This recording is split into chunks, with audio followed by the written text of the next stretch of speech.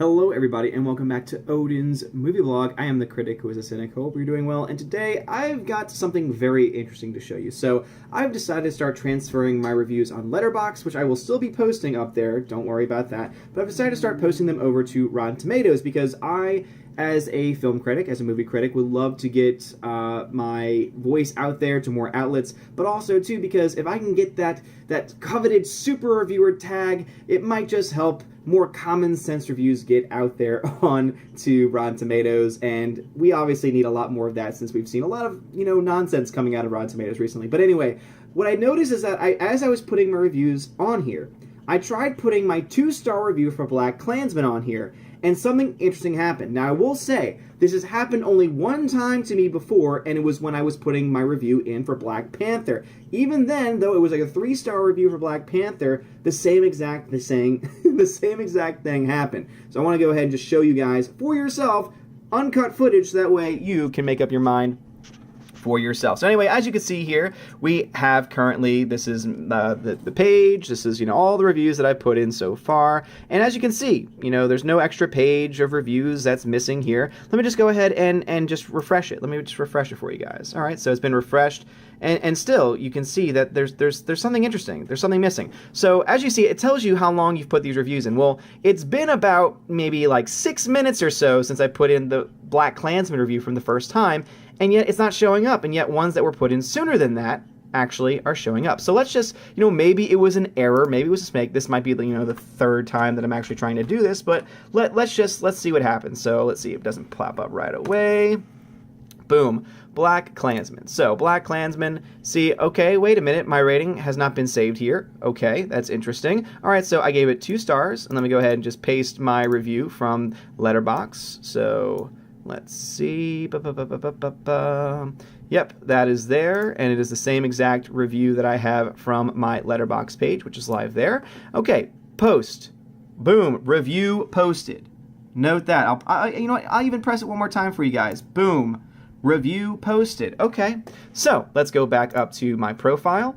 All right, we're back on the page. Now only one showing up for some reason. Okay, that's interesting. Let's refresh. Okay, still only one. Let's go movie ratings. Let's see that. Okay. All right, let's see. Let's refresh it. Let's just give it a shot. Refresh, and refresh. Okay, nothing.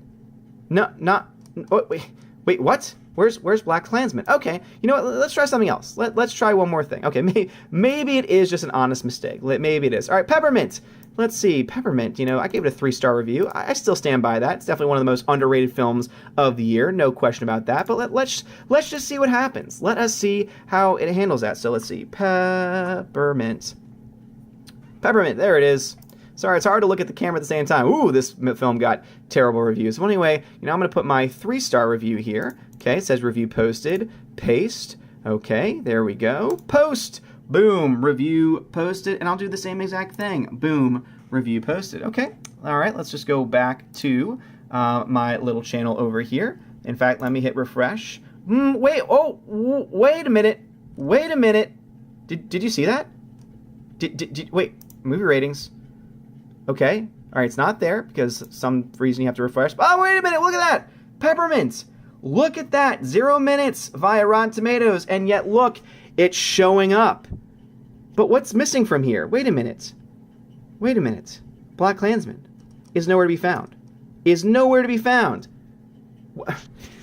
This is what I'm talking about right here. So this is the bias that Rotten Tomatoes has. When it comes to movies that are polarizing, or I guess they might seem are polarizing, they go through this protection mode. And it's not like I'm giving the film a half-star review and not leaving any words behind it. I understand if they might need to vet those types of reviews because obviously they don't want people just making 1,000 different accounts and putting those things out there. I understand that. But if you're going to protect that movie, then why don't you protect all movies? Why don't you have the same things set in place? And once again, the only other time that this has ever happened to me when I was trying to review Black Panther. So either 1, it doesn't allow you to give a certain grade to a film, or 2, they have it under some kind of protective lock so that only after it's been reviewed can your review be allowed. Now, obviously, I can hopefully rather you can understand why that's kind of ridiculous.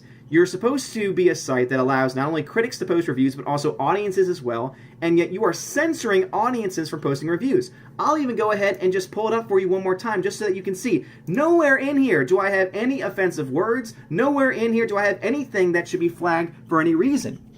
Other than, of course, it not being a glowing review, seeing that that's the only reviews that seem to be allowed. But I say, Spike Lee shows that he has tremendous gift for the craft of filmmaking. He spoils the entire project, however, by splicing in a political agenda at the very end, which could have been very powerful and effective had he not shown blatant political bias. It really makes me sad that he ruins 2 hours of brilliant filmmaking and great storytelling, all for the sake of making an overblown political statement that sours the entire film. So there's nothing hateful in there. There's nothing evil in there. It's just a critic's review of a film that is indeed brilliant all the way up until the end, when you realize that the entire film was made for that last minute or 2 minutes of film in order to make a modern day political statement. Now again, you can disagree with me all you want, but Rotten Tomatoes, what's going on? Get back to me. Why are you censoring reviews for specific movies? Once again, I tried this long ago with Black Panther, and my Black Panther review, I don't know if it even ever got posted. So I would really like to know what is actually going on there, because this is something that is really troublesome. If I can't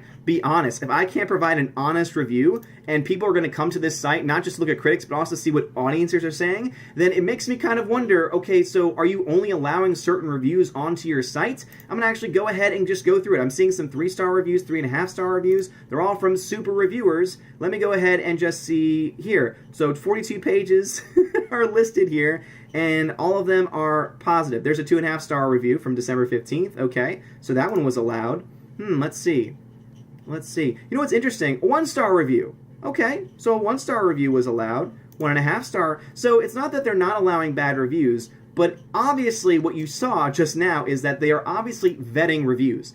Now, as I said before, I can understand if they are trying to do that because maybe there are people out there that are trying to put hateful things on the internet, and I understand why you might want to take a look at that. But how about instead, seeing that you have a flag button next to all the reviews, why don't you just allow those reviews to be flagged, or why don't you have an algorithm that picks up certain words, like, for example, the N-word, or other offensive language like that, and then have it be put through a process then? Why do you automatically put any review that goes in for these types of movies and give them some kind of protection? Really isn't that quite fair to other films like First Man, 8th Grade, Mid-90s, Roma, Christopher Robin, Bird Box, Paddington 2, Bumblebee, Upgrade, Aquaman, Paul, Apostle of Christ, and Peppermint. All a wide variety of films with a wide variety of scores that get posted instantly. And yet, BlacKkKlansman, not so much. But anyway, guys, do you have a similar experience? Do you feel that Rotten Tomatoes is trying to limit the voices of certain people? Is it possible? Again, Rotten Tomatoes, please reach out to me. Is there a certain algorithm that you put in place for certain films? If so, what is the criteria for those films? Does it have to be a political movie? Does it have to feature a minority? Is that like the criteria that you have, that you can't allow free reign there? I would really honestly like to know